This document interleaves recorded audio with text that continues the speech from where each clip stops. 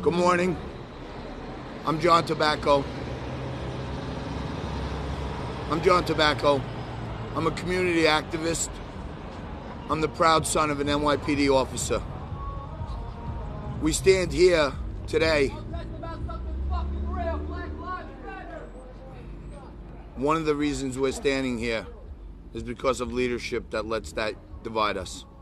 We're here because the governor and mayor have set an arbitrary set of rules that just don't make sense to regular people. And we find out now that the first guy to stand up to the tyrants gets crushed. De Blasio and now Cuomo have told the people of Staten Island, New York City, and the country that if you speak up to the emperor, you get crushed.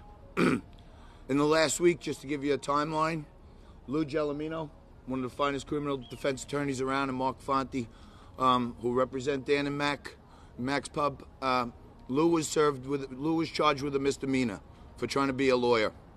Our political leaders came here to try to stand up for the guys and the restaurants and the movement, and Andrew Lanza was nearly handcuffed in front of Mac's Pub for trying to stand with the people. The other night we found out that it was a political ambush. More details will come your way on what's happened, but it's a tale of two cities. Walmart just announced they're paying $700 million in bonuses, and Staten Island restaurant owners are getting arrested 2 times in a week for trying to make $100. The ignorance is so high that on national television, they find it funny that small business owners are trying to feed their families while the millionaires sit in their perch. I'll say it again. If I thought anyone here intentionally tried to hurt a New York City police officer, I would never be standing before you. You're going to hear now from Lou Gelomino, who's the criminal defense attorney for Dan. He's also the attorney for the Staten Island Restaurant Association and Mac's Pub. This is a patriot I've known my whole life. He's put his name, his life, his business, his practice on the line to stand up for what's right and freedom. Lou's going to speak. You're going to hear Dan's side of the story for now. And then Keith McElharney, the founder and owner of Mac's Pub, is going to give you his side of the story. So thank you all for coming. Lou Gelomino. Thank you all. Myself, Lou Gelomino, and my partner, Mark Fonte, are representing Dan in his criminal matter and also Mac's Public House in their civil matters against the city. We've been standing up for small restaurant owners and small business owners in this city for the last 9 months, and we will continue to do so. Today, Dan is going to make a very, very short statement regarding his situation. Then Keith is going to make a statement regarding the pub, and then I will ask and take any questions for a short period of time. Thank you. Dan? I have nothing but respect for the NYPD and other law enforcement. I think when you find at the end of the investigation, you will find that I did nothing wrong. And I have nothing but respect for NYPD and other law enforcement. Thanks for coming out today.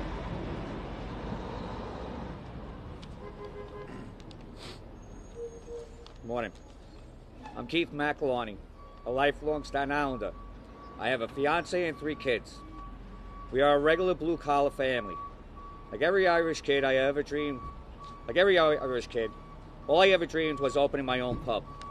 While other people were dreaming of being firemen or police officers, I always dreamed of being a bar owner. We worked hard pouring in our life savings, and after 3 months, we got shut down by an arbitrary set of rules. I respect COVID. I don't respect the corruption, overreach, and arbitrary color zones that are killing all my friends' establishments here and across the country. The fact we are all come out here today, you will find that we are here because of Cuomo and de Blasio trying to crush the little man who dare to speak up. Many people's families continue to be hurt by the tyranny, and my prayers are with you with them all. But I will leave you with this. Political ambush will be figured out by our great attorneys. But as the owner and just a family man following the stream, this governor and mayor are not going to take my best friend and my pub. Out of respect to law and order, we will take the next few days to regroup. But I can assure the fight to reopen Mac's Public House and for the rest of small business owners will continue. The dream lives on. Thank you. Community activist Scott Lebedo.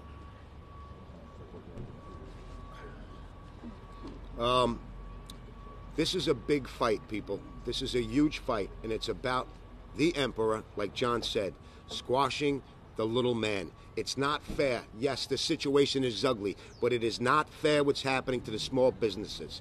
And I'm going to tell you right now, the famous lines of Captain Perry in the Battle of Lake Erie. Men, do not give up the ship, and we will not give up this ship. Lou, question if I may. First, I want to tell everybody I didn't use the word great when writing that to describe his attorneys, but thank you. Okay. Yeah. Good question. With Danny's situation, Yes. because when we first got here and talked to Keith, this was small business, standing up, fighting, trying to feed his family. It seems like it devolved 2 nights ago. Yeah. What happened, if you could tell us? Because Danny said he did nothing wrong. The Sheriff's Department has given us a statement saying they tried to arrest him. He hit one of their deputies with his car. Deputy went up on the hood, has a broken leg. Is that a lie? The deputies do not have broken legs. That's an outright lie. One of the deputies injured his ankle. Either he tore a ligament or something. We still don't know the extent.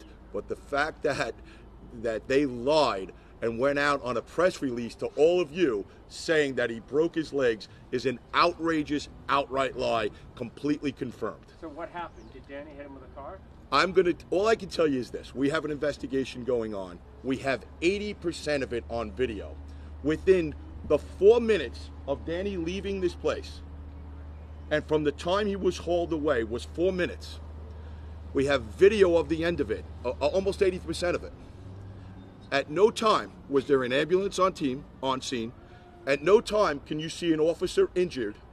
They had 15 unmarked police cars that came in, not police cars, let me rephrase that. Sheriff's deputies, unmarked cars. They came in, swept Danny away in 4 minutes like he was Osama bin Laden in a CIA Black Ops, and in 4 minutes you see nothing else on the scene. Not an officer, not a sheriff's deputy interviewing witnesses, not an ambulance, not an officer down. Ambulances never came to the scene. In 4 minutes, he walked and the scene was completely cleaned up, like this was some type of CIA Black Op operation. The answer is why. Why'd they do this? Over cheeseburgers? That's what it seems. It's over cheeseburgers and beer. Why would they do this? I have no idea. You know why they did this? Because they're not trained. In my life, NYPD makes arrests in this city when it comes to criminality. NYPD was not involved in this in the slightest. They want no part of it, either do the state troopers. The officers could have just approached him in front of the place the night before when he got arrested, or 2 nights before. Then he put out his hands and said, "Arrest me."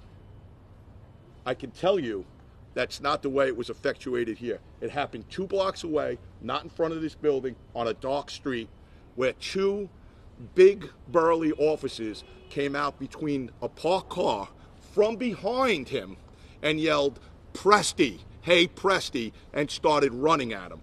That's what started the whole set of events. It wasn't 2 officers in uniforms waving their badges in front of him saying, "Hey, can we talk to you?" That's what started the whole events. And that's pretty much all on tape. Did they have any markings on them that said police, or did Danny have any idea that these were officers or just crazy? They clearly did not identify themselves as sheriff's officers. It's actually in the police complaint that was drawn up against Mr. Presti. You can read it yourselves. You guys gonna release the video? We will, after the investigation is complete, we'll release our video. We have about 80% of it on tape. We do not have the first 3 minutes or first minute and a half. We're looking for that video now. Do you have when the deputy was injured? We don't. We No don't. one knows if the deputy was We don't. injured, right? I can tell you. The claims, we have investigated that part of it, and it was presented to us that he only hurt his ankle. I can assure people he did not break his legs, and I can tell you why. Because Mr. Presti was released with no bail. If he ran over a sheriff's deputy, they would have asked for $500,000 in bail. The DA's office has been nothing but cooperative with us. I hope they will continue to be cooperative going forward. I'm sure they will. Question. Do you consider the sheriff's deputies to be real cops? view them as having an agenda? I'm not gonna disparage any law enforcement, but they certainly do not effectuate criminal arrests here in New York City. And like I said, the NYPD was nowhere to be found. In New York, I think the rest of America has to understand, in New York City, sheriff's deputies are not like the rest of the country. They're basically revenue collectors. And they do civil enforcement. They do not do criminal enforcement. Myself and my partner, Mark Fonte, have been practicing criminal law for over 40 years between us. We have never dealt with a sheriff's deputy in a criminal case. This is the first time. Do you think they have an agenda against Max? I think you can answer that question yourself. Is Danny going to reopen? Keith going to reopen? Well, I think out of respect for law and order and the respect for the fellow restaurant owners and small business anywhere, we're going to take a step back for a couple days, regroup and consider our options. But I certainly will tell you this, Danny and Keith are not giving up the fight on behalf of small business owners and Max Public House to reopen. Talk to us about what happened before he left. So there's video that came out of Friday night, people inside the pub, not wearing masks, not social distancing. Talk to us about that, because obviously that was one of the reasons why they showed up. Oh, Friday night this didn't happen Friday night, it happened Saturday night. Right. Friday night, there were a bunch of people that wanted to celebrate the fact that Denny was released from prison. They came in, they were served, they were served food, there was drinking going on. However, you do not have to wear a mask in a restaurant. Maybe there was some lack of social distance and exuberance, but that's no reason to come in and send a hit squad of 20 unmarked cars to zoom him away in 3 minutes like he's Osama bin Laden. This was brought up on Saturday Night Live by Hollander, and they said that the photos that they take of Staten Islanders look like a bunch of babies. I'm not gonna answer that. I think Mr. Tobacco should answer that. He's as a community activist. You know, I'm not part of the legal team. I'm just someone who's concerned about watching our rights and freedoms get taken away from us. That's why I became friends with these guys. That's why I've been supporting them. And I kind of almost feel like, you know, the ignorance level is so high now that you have mega millionaires who are on the national spotlight, like the folks on Saturday Night Live. And instead of making fun of their friends and the local business owners who are broke and crushed and bankrupt, instead of coming down here as fellow Staten Islanders and standing up for them and bringing a positive light to this thing, what they want to do is go on national TV and try to humiliate the little man when he's down. And to me, that's quite disgusting. And as I mentioned before, my dad was a member of the NYPD. The king of Staten Island's dad was a proud fireman and a great friend of mine. And I saw Staten Islanders heavily come out and support him, his mom, his family, and everyone else in a time of need after 9/11 when I cried for his father. So when I hear stuff like this, it hits me emotionally when I think, wow, if you came out of your perch in your affluent neighborhood and came down here and told the liberal left this is a good thing because it's about our freedom and liberty, we probably wouldn't be standing here today talking about a political prisoner who was the victim of, in my view, a political ambush by the king and his henchmen. And a support plan tonight. We're hearing about a march, right? We don't know about tonight. Right now, the guys are going to take a couple of minutes, step back, see what the next move is. What we do know is there's support everywhere. And when the emperor really wants to paint you badly, they try to kill your support with your own people. How do you do that? You paint them as a criminal. So you're watching it right before your eyes, folks, and you're going to find out that what you're seeing here in Staten Island, New York, is not America. I'm going to address tonight, again, out of respect for the heat, out of respect for law enforcement and what's been going on, the organizers of the march have canceled it, and that was out of complete respect for law and order and what's been happening. And I'm going to address Saturday Night Live just a little bit. I just want everybody to know we had 2,000 people here in a peaceful, respectful rally. They actually cleaned up when they left. We had 50 to 100 people cleaning up the street when we left. Maybe Saturday Night Live should be mocking the people that looted and rioted and destroyed our great city of Manhattan and the rest of the great cities in this country. Anybody else? Yeah, what do you think about other restaurant owners joining Danny's call to serve people inside and actually serving folks inside at this point? Well, you know, restaurant owners are frustrated and angry. I certainly support whatever decision they make, but I think each individual restaurant should make that on their own. I really wanted to hear what Danny said. We couldn't hear it. Yeah, we couldn't hear it. That truck was going by when Dan made So if we'll make Danny make his statement one more time, then I'll answer a couple more questions. That's it. Wrap it up. That's it. Thanks, Danny. Thanks for coming, everyone. I have nothing but the utmost respect for the NYPD and law enforcement. I think when the investigation is complete, you're going to find out that I did nothing wrong. Again, we're just giving some time with the investigation, and that's why I'm referring all questions to the lawyer. Thanks. So, Lou, you said you had stepped back considering the options for the bar. Yes. Then you're closing it for today into the next. The bar will be closed for the next couple days. Again, out of respect for law enforcement. We appreciate the support from everybody, but out of respect for law enforcement, law and order, at least for a couple days, and then we'll regroup. But we don't intend to give up the fight at all. Well, what do you have to say to people that say this is about COVID rates? You know, you're in an orange zone, and this is an effort to control rising cases of the coronavirus. That this is what it's about, and that the bar should comply with the regulations set forth by the state. What is your response to that? Well, my response to that is very simple. If we can go a block and a half and get a cheeseburger, this place should be open. If you can show me science, my response to that is very simple. If you can go a block and a half and get a cheeseburger, which you can, okay, if anybody can show me science that the COVID virus stops at the railroad tracks, we'd be more than happy to shut down. Until then, we'd like the same consideration given to the other half of Staten Island and being able to serve out cheeseburgers and out beer here.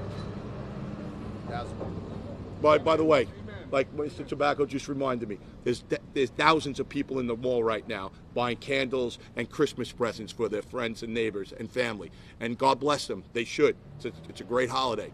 It's a blessing. All right. All we want to do is serve a cheeseburger and a beer in this restaurant, and 20 unmarked cars took him away for that reason. That's all else I'm going to say. Thank you. Thank you, everybody. Thank you.